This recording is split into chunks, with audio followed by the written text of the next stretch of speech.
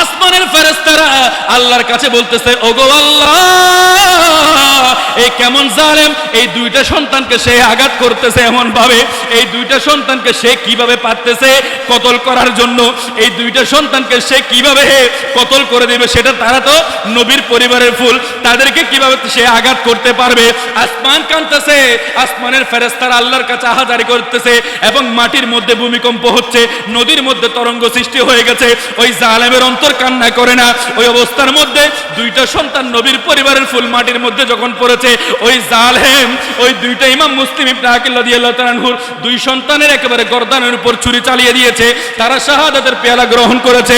ইন্না লিল্লাহি ওয়া ইন্না ইলাইহি। মুসলিম ইবনে আকিল রাদিয়াল্লাহু তাআলা আনহুর দুই সন্তান ছিল। সুবহানাল্লাহ। অর্থাৎ ইমাম মুসলিম ইবনে আকিল রাদিয়াল্লাহু তাআলা আনহু ইমাম হুসাইন রাদিয়াল্লাহু তাআলা আনহুর প্রতিনিধি হয়ে যখন মক্কায়ে মুআজ্জামা থেকে কুফার জমিনে এসেছেন, উনাকে শাহাদাত করা হয়েছে। উনি আল্লাহর ডাকে সাড়া দিয়েছেন, উনি শাহাদাতের পেয়ালা গ্রহণ করেছেন। ইন্না লিল্লাহি ওয়া ইন্না ইলাইহি রাজিউন। এরপরে ওনার দুইটা সন্তান ছিল, একজনের নাম হচ্ছে ইমাম মুহাম্মদ, আরেকজনের নাম হচ্ছে ইমাম ইব্রাহিম। বড় করে বলেন না।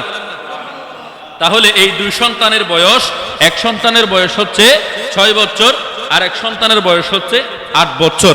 এই দুইটা সন্তান উনি যখন মুখতার বিন উবাইদার ঘর থেকে উনি যখন একেবারে হানি বিন উরওয়ার ঘরের মধ্যে গিয়েছেন, তখন উনি হযরত মাওলা আলী শের হুদা কাররামাল্লাহু তাআলা ওয়াজহুল কারীমের সময়ে যিনি চিফ জাস্টিস অর্থাৎ প্রধান বিচারপতি যিনি ছিল, উনার নাম ছিল কাজী সুরাইহ। ওই কাজী সুরাইয়ের ঘরের মধ্যে উনি পাঠিয়ে দিয়েছেন। অর্থাৎ ওনার দুই সন্তানের নিরাপত্তা উনি চিন্তা করে, উনি কষ্ট করে উনি যে দুইটা সন্তান আছে, ওই দুইটা সন্তানকে উনি কাজী সুরাইয়ের ঘরের মধ্যে পাঠিয়ে দিয়েছেন। তো দেওয়ার পরে ওই দুই সন্তান, উনি দুই সন্তানকে নিয়ে প্রত্যেক দিন আদর করত, মহাব্বত করত, ভালোবাসা দিত। কারণ দুইটা সন্তান একেবারে কচি কাঁচা ছোট, নবীর পরিবারের সন্তান, আওলাদ রাসূল। এই দুই সন্তান নবীর পরিবারের সন্তান। বড় করে বলেন না সুবহানাল্লাহ। সালাতুনিয়া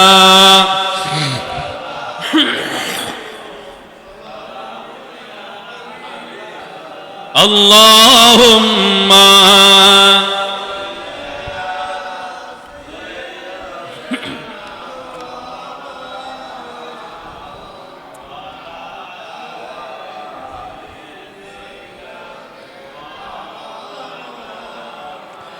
আমার প্রাণপ্রিয় মুসল্লিন ইকরাম, প্রাণপ্রিয় হাজিরিন, কারবালার আলোচনা ভালো করে শোনার চেষ্টা করবেন।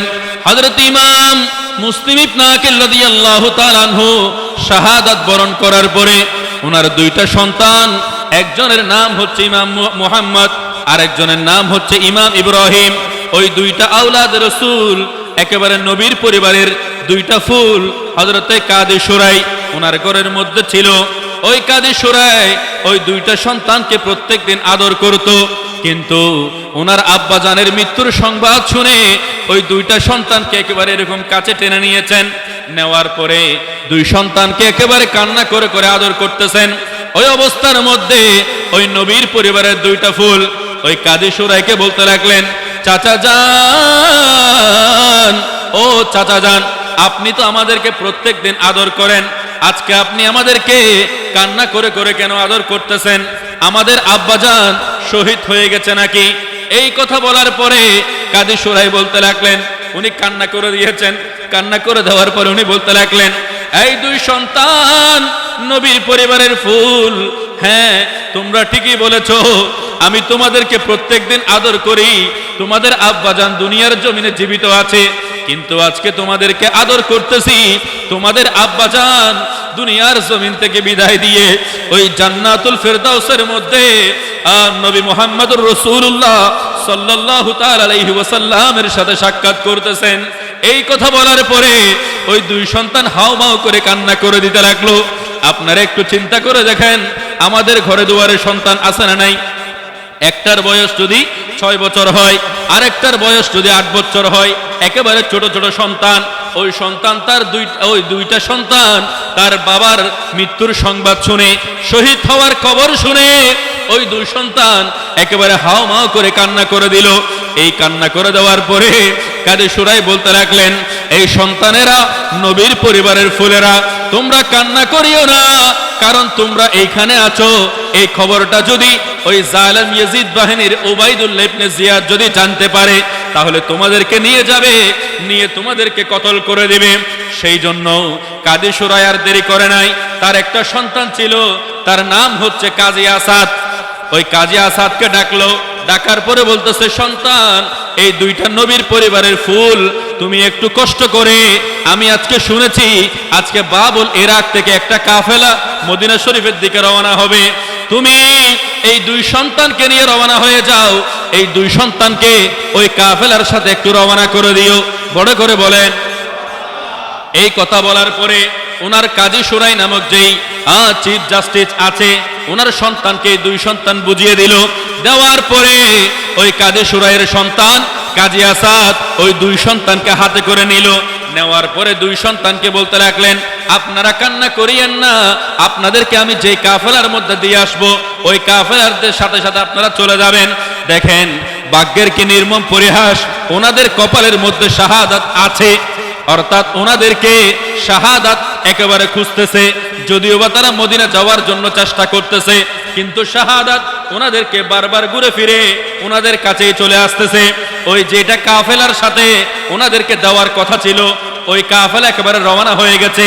এমন ভাবে রওনা হয়েছে, একেবারে ওই যে তাদের যে সমস্ত ঘোড়াগুলা ছিল, গাদাগুলা ছিল, যেইগুলাতে তারা সওয়ার হয়ে ওই মদিনা শরীফের দিকে যাচ্ছে, ওই ঘোড়াগুলা একেবারে রওনা হয়েছে। ওই রওনাগিরির মধ্যে বালু উঠতেছে, এগুলা দেখা যাচ্ছে। তার মানে বেশি দূর যায় নাই। ওই কাজী আসাদ ওই দুইটা নবীর পরিবারের ফুলকে নিয়ে আসলো। আসার পরে ওই দুই সন্তানকে নিয়ে বলতেছে যে, দেখেন, আমি তো আপনাদেরকে এই কাফেলার সাথে দেওয়ার জন্য এসেছি, কিন্তু কাফেলা রওনা হয়ে গেছে। আপনারা চিন্তা করিয়েন না, টেনশন করিয়েন না, আপনাদের চিন্তা করার কোনো দরকার নাই। আপনারা আস্তে আস্তে একটু রওনা হয়ে যান। ওই যে দেখতেছেন কাফেলা, ওই যে দেখতেছেন কাফেলা, ওই কাফেলার সাথে যদি আপনারা রওনা হয়ে যান, তাহলে অবশ্যই ওই কাফেলার সাথে আপনারা আস্তে আস্তে দৌড়তে দৌড়তে পেয়ে যাবেন। এই কথা বলার পরে ছোট্ট ছোট্ট দুইটা নবীর পরিবারের ফুল, বড় করে বলেন, ওই নবীর পরিবারের ফুল আর দেরি করে নাই। ওই অবস্থার মধ্যে তারা রওনা হতে লাগলো। একেবারে দৌড় দিতে দিতে দিতে যখন রওনা হয়ে গেল, রওনা হতে হতে তারা ওই দুইটা নবীর পরিবারের ফুল ওই কাফেলা ধরতে পারে নাই, কারণ একেবারে অন্ধকার হয়ে গেছে।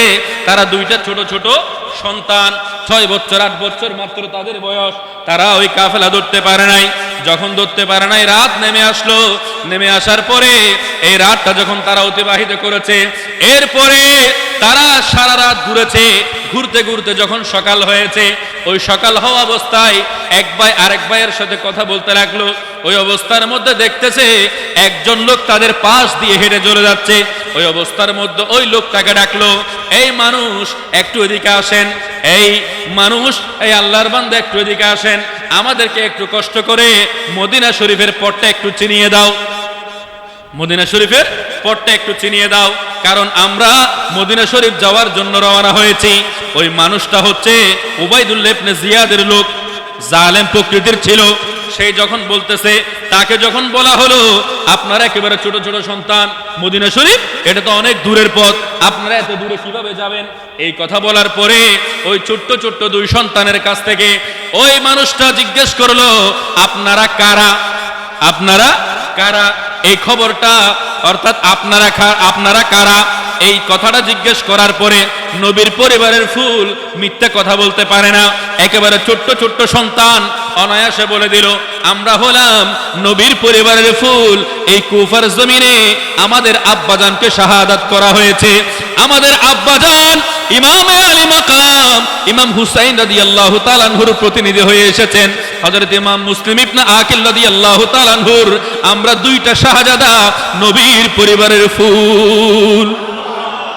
এই কথা বলার পরে ওই জালেম উবাইদুল্লাহ ইবনে জিয়াদের লোক ছিল, সে আর দেরি করে নাই, কারণ উবাইদুল্লাহ ইবনে জিয়াদ পুরস্কার ঘোষণা করেছে, তোমরা ইমাম মুসলিম ইবনে আকিল রাদিয়াল্লাহু তাআলা আনহুকে শাহাদাত করে দিয়েছো, কতল করে দিয়েছো, আমি খুশি হয়েছি।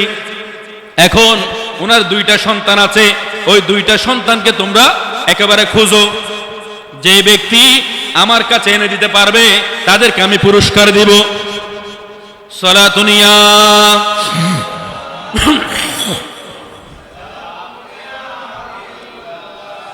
আল্লাহুম্মা, জোরে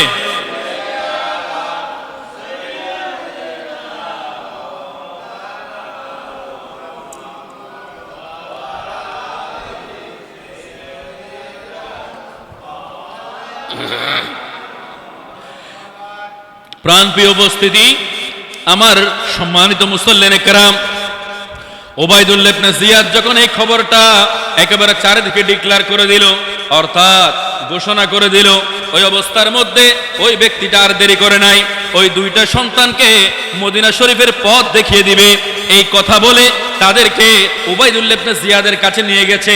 বড় করে বলেন নাউযু বিল্লাহ। নিয়ে যাওয়ার পরে ওবাইদুল্লাহ ইবনে জিয়াদ ওই দুইটা সন্তানকে পেয়েছে। পাওয়ার পরে সে তাদেরকে জেলখানার মধ্যে বন্দী করে ফেলেছে। অর্থাৎ হযরত ইমাম মুসলিম ইবনে আকিল রাদিয়াল্লাহু তাআলা যে দুইটা ছোট ছোট সন্তান ছিল তাদেরকে ওই জেলখানার মধ্যে বন্দী করে ফেলেছে। কিন্তু জেলখানার মধ্যে যিনি একেবারে জেলার আছে, সুপারিনটেন্ডেন্ট আছে, অর্থাৎ যিনি একেবারে প্রধান আছে, সে হচ্ছে আহলে বাইতের প্রেমিক। ঘাটে ঘাটে আওলাদে রাসূলের প্রেমিক আছে, আবার ঘাটে ঘাটে আওলাদে রাসূলের দুশমনও আছে না নাই? সেগুলো তখন ছিল তাই নয়, বর্তমান সময়েও আছে না নাই? আছে। বিভিন্ন সময় আপনারা দেখতে পাবেন কারবালার মাহফিল আমরা বিভিন্ন সময় করে থাকি, কিন্তু আবার কারবালার মাহফিলের মধ্যে বাঁধা দেয় এরকম মানুষ আছে না নাই? আছে। তাহলে অনেক মানুষ এই জমানার মধ্যে এসে তারা বলে থাকে ইয়াজিদ নাকি নফল নামাজ পড়তো, নাউজুবিল্লাহ। অর্থাৎ ইয়াজিদ বিভিন্ন রকম করে বলতো, এইভাবে তারা ইয়াজিদের প্রশংসা গুণকীর্তন করে। তাহলে বাবারা, বন্ধুরা, একটু খেয়াল করেন, গভীর মনোযোগ দিয়ে আলোচনায় একটু শোনার চেষ্টা করেন। ইমাম মুসলিম ইবনে আকিল রাদিয়াল্লাহু তাআলা আনহুর এই দুই সন্তানকে একেবারে জেলের মধ্যে বন্দী করে ফেলেছে। ওই জেলের মধ্যে যিনি প্রধান ছিল তার নাম হচ্ছে মশকুর। তার নাম কি? মশকুর। ওই মশকুর হচ্ছে আওলাদ রাসূলের প্রেমিক। সুবহানাল্লাহ। আওলাদ রাসূলের প্রেমিক ছিল মশকুর। ওই মশকুর যখন দুইটা সন্তানকে পেয়েছে, ওই অবস্থার মধ্যে রাত হয়ে গেছে। হয়ে যাওয়ার পরে জেলের মধ্যে ইমাম মুসলিম ইবনে আকিল রাদিয়াল্লাহু তাআলা আনহুর দুইটা সন্তান ছিল। ওই দুইটা সন্তানকে ওই মশকুর যখন পেয়েছে, পাওয়ার পরে নবীর পরিবারের দুইটা ফুলকে আদর করার জন্য, মোহাব্বত করার জন্য তাদেরকে ঘুম থেকে তুললো। কারণ এই নবীর পরিবারকে যদি আমি সম্মান করি, তাজিম করি, ইজ্জত করি, আল্লাহ রাব্বুল আলামিন আমাকে হয়তো 8খানা জান্নাতের মালিক বানিয়ে দিতে পারে। এই চিন্তা করে ইমাম মুসলিম ইবনে আকিল রাদিয়াল্লাহু তাআলা আনহুর দুই সন্তানকে উনি রাত্রে ঘুম থেকে তুললো। তোলার পরে উনি একেবারে তাদেরকে একেবারে মুখ হাত ভালো করে পরিষ্কার করে তাদেরকে একেবারে ধুয়ে মুছে, এগুলা কোথায়? জেলখানার মধ্যে আদর করতেছে। দেখেন ঘাটে ঘাটে আওলাদ রাসূলের প্রেমিক কিভাবে আছে। ওই অবস্থার মধ্যে আওলাদ রাসূলের ওই প্রেমিক জেলার যিনি ছিল মাশকুর, ওই মাশকুর উনাদেরকে একেবারে তুললো। তোলার পরে তাদেরকে আদর মোহাব্বত করলো, তাদেরকে তাদের জন্য খানা পিনা নিয়ে আসলো। খানা পিনা নিয়ে এসে আদর মোহাব্বত করে করে তাদেরকে খাওয়াই দিচ্ছে। কারণ আওলাদ রাসূলের যদি খাদমত আমি করতে পারি তাহলে মদিনাওয়ালার শাফাআত আমি পেয়ে যাব। বড় করে বলেন। এই কথা চিন্তা করে ইমাম মুসলিম ইবনে আকিল রাদিয়াল্লাহু তাআলা আনহুর ওই দুইটা সন্তানকে তিনি আদর করলেন, মোহাব্বত করলেন। তাদেরকে বলতে লাগলেন, আপনারা কান্না করিয়েন না, যদি কান্না করেন ওই জালেম ওবাইদুল্লাহ ইবনে জিয়াদ আপনাদের উপর আরো চড়াও হয়ে যাবে। এই কথা বলার পরে তাদেরকে একেবারে আদর করলো, মোহাব্বত করলো। করার পরে তাদেরকে বলতেছে, আপনারা একটু এদিকে আসেন, আমি আপনাদেরকে যখন রাত হবো এই মদিনা শরীফের পথটা চিনিয়ে দেব। আপনারা তো ছোট্ট মানুষ, 6 বছর এবং 8 বছরের বয়সের আওলাদ রাসূল, আপনারা তো মদিনা শরীফের পথ চিনবেন না। আমি আপনাদেরকে বলতেছি, এই যে একটা আংটি আছে, এই আংটিটা আমি আপনাদেরকে দিচ্ছি। এই আংটিটা ওই ছোট বাচ্চাদেরকে পরিয়ে দেওয়া হলো। পরিয়ে দিয়ে বলতেছে, ওই যে কোতওয়াল নামক যিনি আছে, অর্থাৎ কাদেসিয়া নামক একটা জায়গা আছে, যেটা হলো জংশনের মতো। আমাদের সমাজে বিভিন্ন জায়গা আছে যেটাকে আমরা জংশন বলি, অর্থাৎ শহর থেকেও আসা যায়, গ্রাম থেকেও আসা যায়, এই পশ্চিম দিক থেকেও আসা যায়, পূর্ব দিক থেকেও আসা যায়, যে এখানে মানুষ এসে মিলিত হয়। ওই রকম একটা জায়গার নাম ছিল কাদেসিয়া। ওই কাদেসিয়া নামক জংশনটা হলো মক্কা শরীফ থেকেও আসে, মদিনা শরীফ থেকেও আসে, বসরা থেকেও আসে, কুফার জমিন থেকেও আসে, অর্থাৎ প্রত্যেকটা জায়গা থেকে এসে যে জায়গার মধ্যে মিলিত হয় ওই জায়গার নাম হচ্ছে কাদেসিয়া। ওই কাদেসিয়ার মধ্যে যিনি কোতোয়াল আছে, ওই কোতোয়াল হচ্ছে আমার আপন ভাই। তাকে গিয়ে আপনারা আমার কথা বলবেন, এই আংটিটা একটু দেখালে তিনি বুঝে যাবে। তাদেরকে আপনারা প্রত্যেক কথা খুলে বলবেন, খুলে বলার পরে বলবেন আমরা মদিনা শরীফের দিকে যেতে যাচ্ছি। এইরকম বলে জেলার মাশকুর একেবারে তাদেরকে ছেড়ে দিয়েছে, জেলখানার মধ্যে বন্দী করেছে জালেম উবাইদুল্লাহ ইবনে জিয়াদ। কিন্তু ওই জেলখানার মধ্যে আওলাদে রাসূলের প্রেমিক মাশকুর যখন তাদেরকে পেয়েছে, পাওয়ার পরে আর দেরি করে নাই, তাদেরকে ছেড়ে দিয়েছে। ছেড়ে দেওয়ার পরে তারা একেবারে ছোট্ট মানুষ, আর তারা দেরি করে নাই। ওই অবস্থার মধ্যে তারা একেবারে ওইখান থেকে একেবারে রওনা হয়ে গেছে। কিন্তু ছোট্ট মানুষ, তারা পথ চিনে নাই। পথ না চিনার কারণে তারা সারা রাত হেঁটেছে। একেবারে সকাল যখন হয়েছে, তারা দেখতে পাচ্ছে ওই জায়গার মধ্যে একটা একেবারে বট বৃক্ষের মধ্যে একটা গাছ আছে, পাশে একটা পুকুর আছে। ওই পুকুরের একেবারে পাশে যে গাছটা আছে, গাছের নিচে একটা বসার জায়গা আছে। আমাদের সমাজে দেখতে পাবেন বড় বড় কিছু গাছ আছে, যেখানে ছোট ছোট একটা বসার জায়গা আছে। ওই রকম পুকুরের পাড়ে একটা গাছ ছিল, ওই গাছের পাড়ে একটা বসার জায়গা ছিল। দুইটা আওলাদ রাসূল, তারা ছোট্ট মানুষ, মদিনা শরীফের পথ চিনে নাই। ওই অবস্থার মধ্যে গাছের পাড়ের মধ্যে একেবারে গর্তের মধ্যে গিয়ে তারা বসে আছে। ওই অবস্থার মধ্যে একটা বাঁধি, অর্থাৎ দাসী, কৃতদাসিনী, সে প্রত্যেক দিন কলসি পুরানোর জন্য পুকুরের মধ্যে আসে। ওই অবস্থার মধ্যে কলসি পুরানোর জন্য আসছে, দেখতে পাচ্ছে তিনি এই দিক থেকে পানি পুরাচ্ছে, অপর দিক পাশে উনি দেখতে পাচ্ছে একটা গাছের গোড়ায় দুইটা নূরানি সূরতের একেবারে ছোট্ট ছোট্ট আওলাদ রাসূলের পরিবারের আওলাদ রাসূল একেবারে বসে আছে। বড় করে বলেন। ওই অবস্থার মধ্যে আর দেরি করে নাই, ওই দুইটা ছোট্ট ছোট্ট সন্তানের কাছে যিনি বাঁধি আছে, ওই বাঁধিটা একেবারে গেল। যাওয়ার পরে বলতেছে, আপনারা কারা? আপনারা এখানে গাছের মধ্যে ছোট ছোট মানুষ, আপনারা বসে আছেন, আপনাদেরকে আমরা দেখতে পাচ্ছি, আমি দেখতে পাচ্ছি, তা আপনারা এই জায়গার মধ্যে বসে আছেন কেন? আপনারা কোথায় যাবেন? তো তিনি, যে দুইটা নবীর পরিবারে ফুল ছিল, তারা বলতেছে, আমরা প্রথম দিন বলেছি ওই মানুষটা জালেম উবাইদুল্লাহ ইবনে জিয়াদের কাছে নিয়ে গেছে, আজকে আমরা বলবো নাকি বলবো না। এই অবস্থার মধ্যে তারা অনেকক্ষণ চুপ ছিল। চুপ থাকার পরে ওই মহিলাকে বলতেছে যে, মা দেখেন, আমরা হচ্ছে নবীর পরিবারের ফুল, হযরত ইমাম মুসলিম ইবনে আকিল রাদিয়াল্লাহু তাআলা আনহু 2 শাহজাদা। এই কথা বলার পরে তখন ওই বাঁধি মহিলা ছিল কিন্তু আওলাদ রাসূলের প্রেমিক। ওই অবস্থার মধ্যে উনি আর দেরি করে নাই, উনি সঙ্গে সঙ্গে একেবারে কলসি পুরানোর জন্য যখন আসছে, উনি ওই অবস্থার মধ্যে বলতে লাগলেন যে, আপনারা আওলাদ রাসূল, মাশাআল্লাহ, আপনাদেরকে আমি পেয়েছি, এটা আমার বড়ই খুশনসিব, আপনাদেরকে আমি পেয়েছি। দেখেন, আমি যার ঘরে কাজ করি, আমি যেই পরিবারে কৃতদাসিনী, যেখানে আমি বাঁধি, ওই জায়গার মধ্যে যিনি মালিক আছে, উনি কিন্তু আওলাদ রাসূলকে অনেক মহব্বত করে। আপনারা আওলাদ রাসূল এই খবরটা যদি উনি পায়, তাহলে আপনাদেরকে অনেক ভালোবাসা দিবে, আপনাদেরকে অনেক মহব্বত করবে। এই অবস্থার এই কথাটা শুনে উনি প্রত্যেক দিন এসে কলসিতে করে পানি নিয়ে যায়। আজকে 2 কুলের করে একেবারে 2 কুলে 2টা আওলাদ রাসূল নিয়ে যাচ্ছে। প্রত্যেকদিন কি নিয়ে যায়? পানি নিয়ে যায়। আজকে নবীর পরিবারের 2টা ফুলকে উনি বহন করে উনি একেবারে কুলে করে ওনার যিনি মা লেখা আছে ওনার কাছে নিয়ে গেছে। নিয়ে যাওয়ার পরে বাবা একটু ভালো করে শুনবেন, গভীর মনোযোগ। ওই অবস্থার মধ্যে মালিকার কাছে নিয়ে যাওয়া হলো, অর্থাৎ যার পরিবারে উনি কাজ করে, ওইখানে নিয়ে যাওয়ার পরে উনাকে যখন বললেন এই 2টা সন্তান হচ্ছে ইমাম মুসলিম ইবনে আকিল রাদিয়াল্লাহু তাআলা আনহুর 2টা সন্তান। এই কথা শোনার পরে যার ঘরে উনি কাজ করে উনি বলতে লাগলেন, মারহাবা মারহাবা, আমার ঘরে আওলাদ রাসূল এসেছে, আমার ঘরে নবীর পরিবারের 2টা ফুল এসেছে। এই কথা বলে ওই মহিলা আর দেরি করে নাই, তাদেরকে ঘরের মধ্যে নিয়ে আদর করলো, মহব্বত করলো, তাদেরকে একেবারে ধুয়ে মুছে পরিষ্কার করলো। এই বিষয়টা করার পরে কিন্তু ওই মহিলার স্বামী ছিল জালেম, অর্থাৎ হারেস, সে কিন্তু দুনিয়া লোভী ছিল।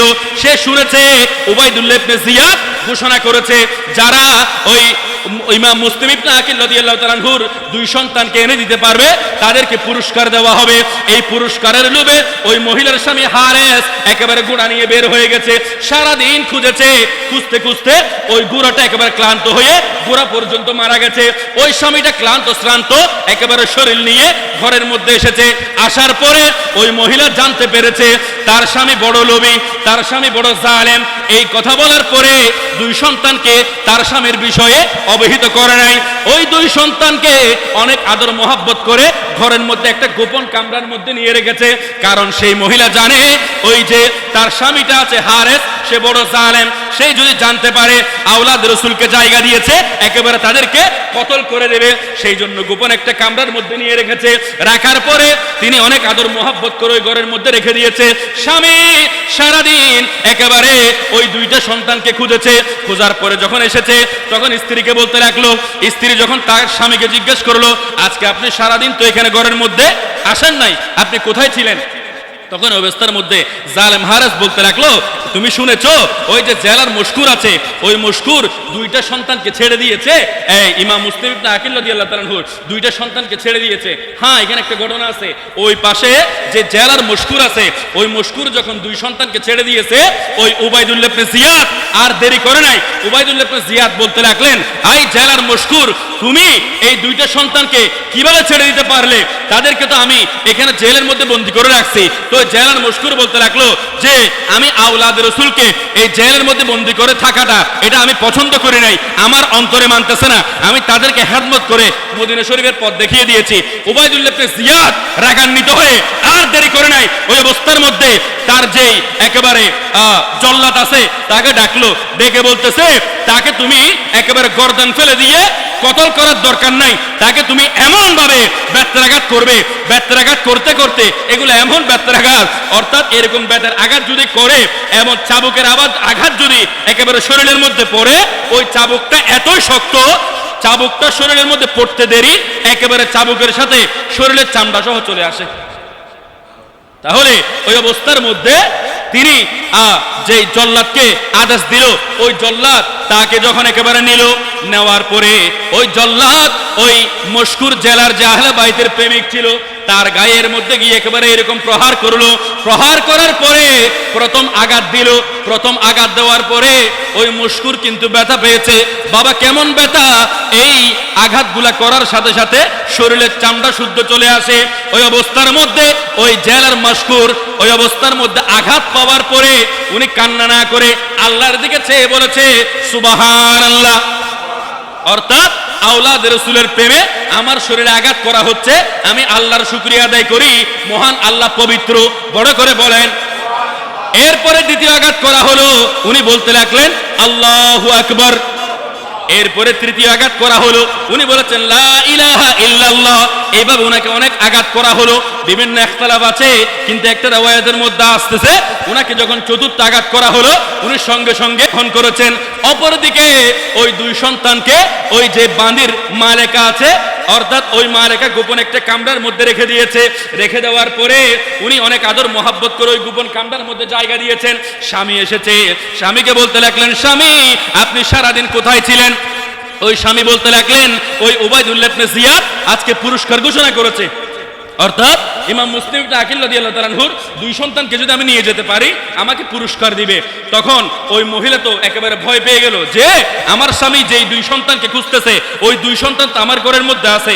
তাড়াতাড়ি করে তার স্বামীকে ঘুম পাড়িয়ে দিল। ঘুম পাড়িয়ে দেওয়ার পরে সে সারাদিন পরিশ্রম করেছে, একেবারে ঘুমিয়ে গেছে। ঘুমিয়ে যাওয়ার পরে তখন ওই দুইটা সন্তান রাতের যখন দ্বিপ্রহর হয়েছে, 3 ভাগের 2 ভাগ যখন হয়েছে, ওই দুইটা সন্তান ঘুমাচ্ছে। ঘুমন্ত অবস্থায় ওই দুইটা সন্তান স্বপ্নে দেখে একেবারে হাওমাও করে কান্না দিয়ে উঠে গেছে। বড় করে বলেন না সুবহানাল্লাহ। এক ভাই স্বপ্ন দেখেছে, শুধু তাই নয়, একেবারে দুইটা ভাই স্বপ্নের মধ্যে দেখতে পাচ্ছে এক ভাই আরেক ভাইকে জড়িয়ে ধরলো। বড় করে বলেন না সুবহানাল্লাহ। ওই অবস্থার মধ্যে যখন হাওমা করে কান্না করে দিতে লাগলো, তারা স্বপ্নের মধ্যে দেখতে পাচ্ছে বড় ভাই যেরকম স্বপ্নের মধ্যে দেখতে পাচ্ছে ছোট ভাই একই রকম স্বপ্ন দেখেছে। তখন এক ভাই আরেক ভাইয়ের সাথে স্বপ্নের কথাগুলো শেয়ার করতেছে। তখন বড় ভাই বলতে লাগলেন, এই আমার ছোট ভাই, তুমি কেন হাউমাউ করে কান্না করে উঠে গেছো ঘুম থেকে? তখন বড় ভাই বলতে লাগলেন, আমার প্রাণ প্রিয় ছোট ভাই, আমি স্বপ্নের মধ্যে দেখতে পেলাম আমার আব্বা জান নবী মুহাম্মদুর রাসূলুল্লাহ সাল্লাল্লাহু তাআলা আলাইহি ওয়াসাল্লামের সাথে ঘুরে ঘুরে জান্নাতের মধ্যে ভ্রমণ করতেছে। তখন অবস্থার মধ্যে নবী মুহাম্মদুর রাসূলুল্লাহ সাল্লাল্লাহু তাআলা আলাইহি ওয়াসাল্লাম ইমাম মুসলিমকে বলতে লাগলেন, এই মুসলিম, তুমি আমার এই জায়গার মধ্যে চলে আসছো, জান্নাতের মধ্যে তুমি চলে আসছো, তুমি তোমার ওই দুই সন্তানকে কেন জালেমদের হাতে দিয়ে আসছো? তখন এই কথা বলার পরে ইমাম মুসলিম ইবনে আকিল রাদিয়াল্লাহু তাআলা আনহু বলতে লাগলেন, ইয়া রাসূলুল্লাহ, ইয়া হাবিবাল্লাহ, আমি তো এইখানে চলে এসেছি আপনার কাছে, তারা আগামীকাল সকাল হতে হতে তারাও চলে আসবে। এই কথা বলার পরে এই স্বপ্ন দেখে যখন তারা হাউমাউ করে কান্না করে দিল, ওই অবস্থার মধ্যে ওই মহিলার স্বামী জালেম একেবারে ঘুম থেকে উঠে গেছে।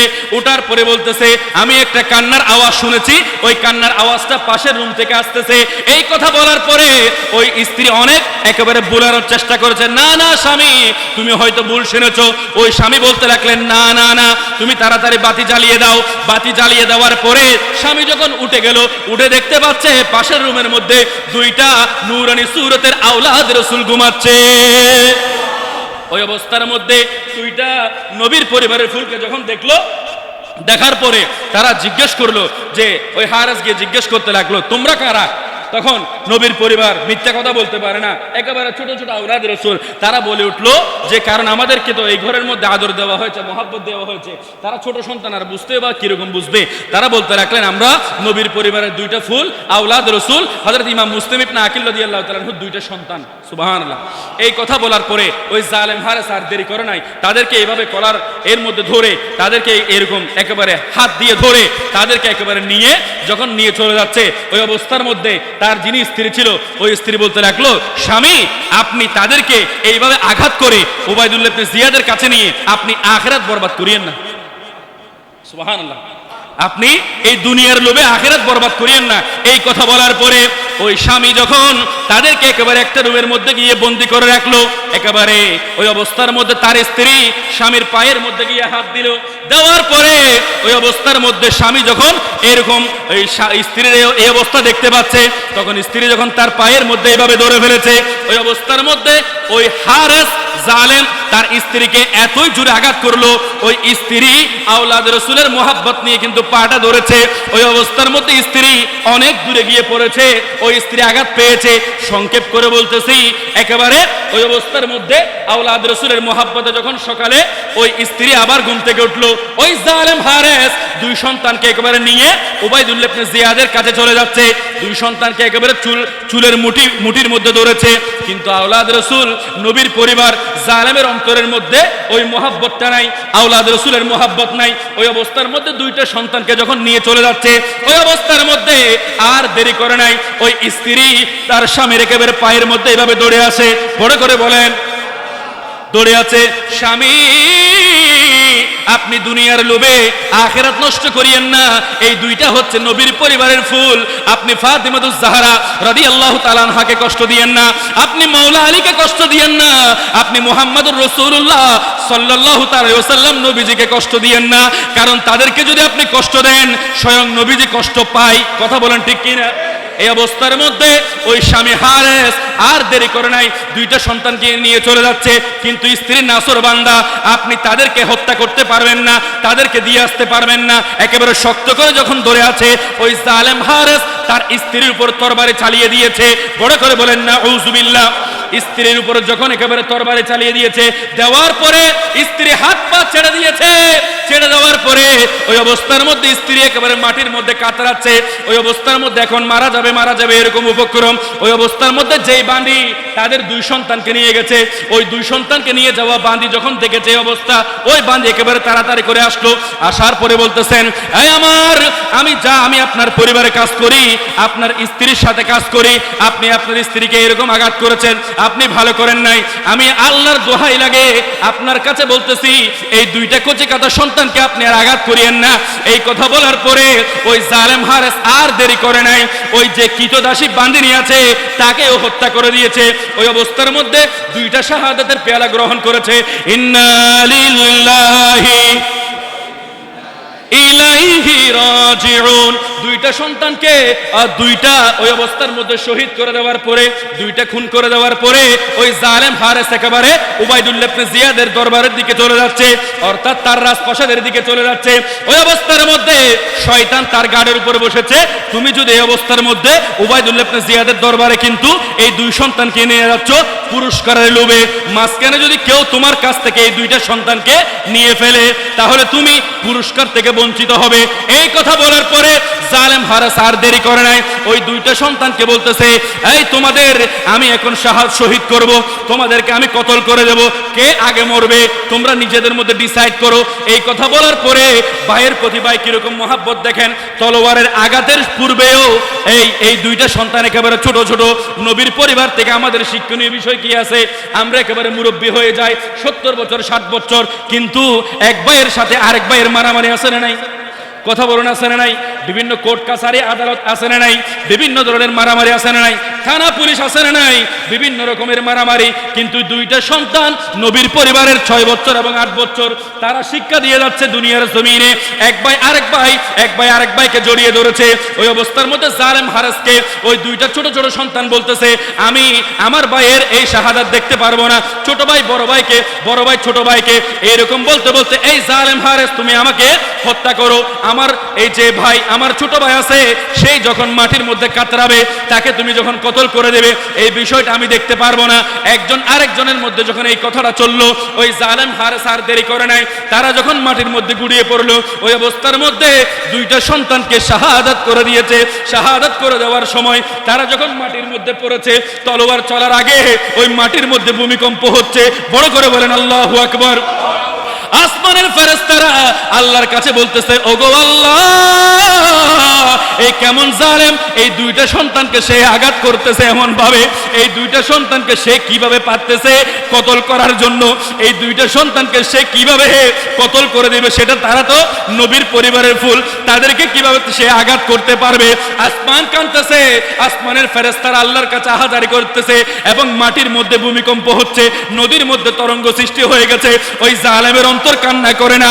ওই অবস্থার মধ্যে দুইটা সন্তান নবীর পরিবারের ফুল মাটির মধ্যে যখন পড়েছে, ওই জালেম ওই দুইটা ইমাম মুসলিম ইবনে আকিল রাদিয়াল্লাহু তাআলা আনহুর দুই সন্তানের একেবারে গর্দানের উপর ছুরি চালিয়ে দিয়েছে।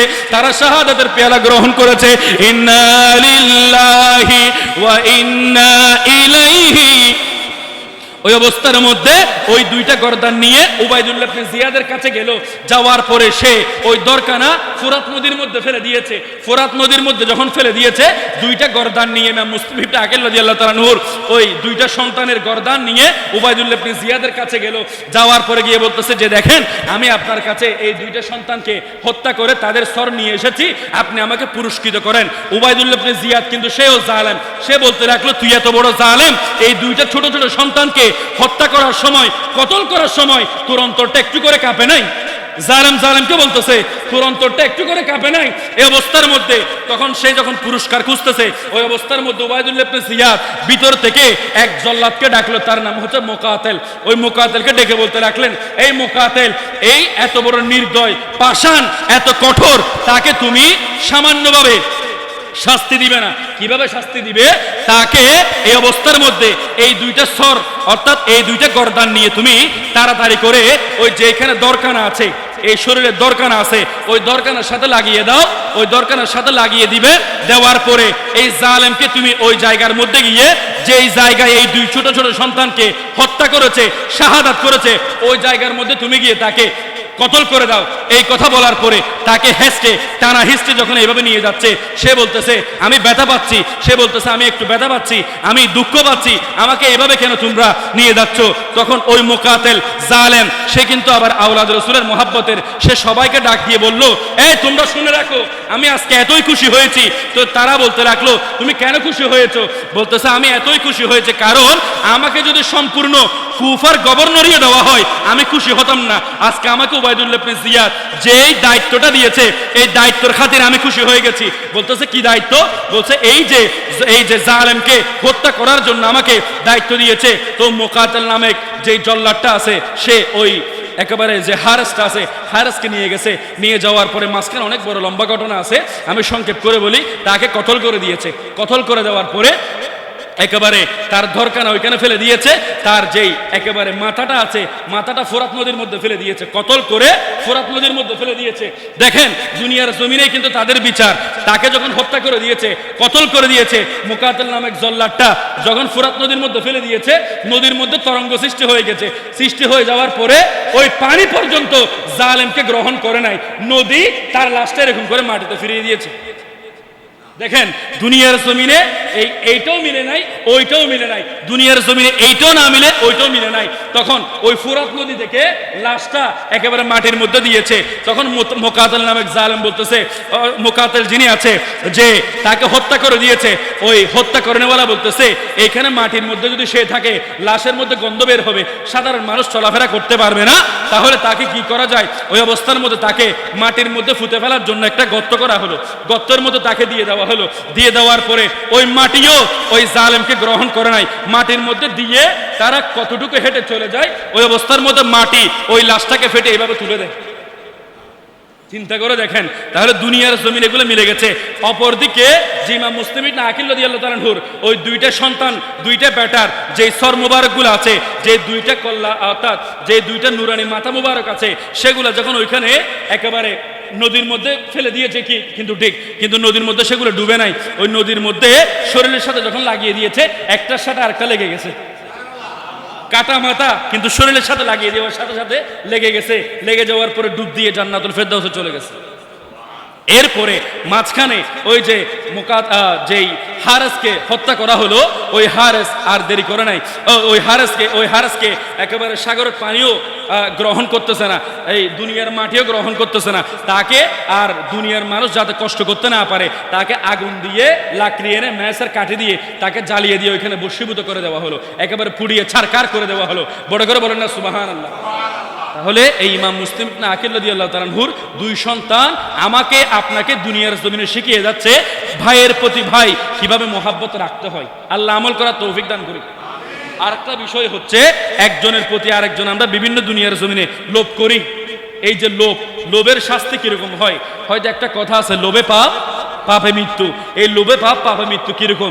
এই আওলাদ রাসূলের সত্য ঘটনা থেকে আমরা আপনারা কারবালার জমিন থেকে যদি শিক্ষা নেই, তাহলে আমার আপনার জন্য শিক্ষা হয়ে যাবে। আল্লাহ রাব্বুল আলামিন এই আলোচনাটা শুনে আমরা বাস্তবিক লাইফের মধ্যে এটা আমল করার সেই তৌফিক দান করুক। বড় করে বলেন।